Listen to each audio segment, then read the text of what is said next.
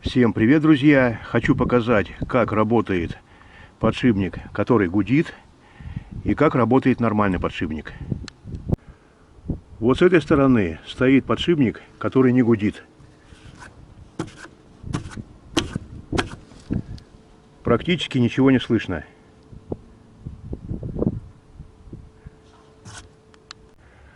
А вот с другой стороны подшипник. Я начал уже разбирать.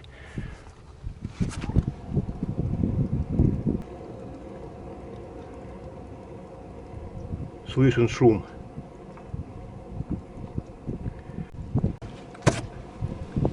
Можно попробовать промыть подшипники, поменять смазку. Если шум не пропадет, значит надо менять подшипник. Ну что, попробую снять барабан, промыть подшипник, набить новой смазкой и поставить на место. Если шум останется, то значит надо менять подшипник. Иначе он со временем будет гудеть еще сильнее. Без колеса тоже слышен шум. Когда машина будет ехать, шум будет становиться сильнее. Значит, я уже распринтовал. Откручиваем гайку и снимаем барабан. Вот теперь смотрите, друзья, я немножко очистил, и видно, что подшипник проворачивается вместе с внутренней обоймой. Он должен сидеть плотно и не должен проворачиваться. Если подшипник проворачивает, он долго не проработает. Сейчас у меня нет ни подшипника, ни оси. Закажу подшипник, вот эту ось. Не знаю, как она, цапфа называется. И буду менять.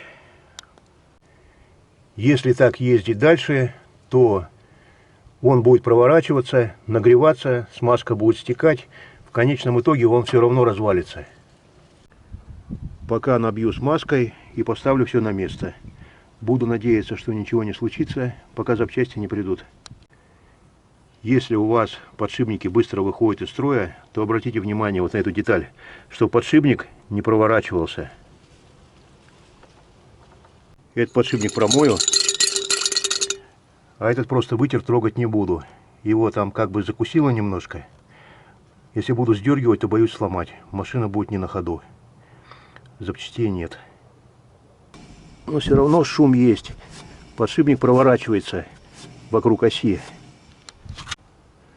Ну вот, друзья, поставил все на место. Вроде бы на первый взгляд стало намного тише, но это все иллюзия, как говорится, мина замедленного действия. Скоро в любом случае опять звук проявится. Надо менять обе детали, и подшипник, и ось, так как на обоих есть выработка. Но это будет в следующем видео. Пишите свои комментарии, ставьте лайк, если видео было полезным. Всем пока!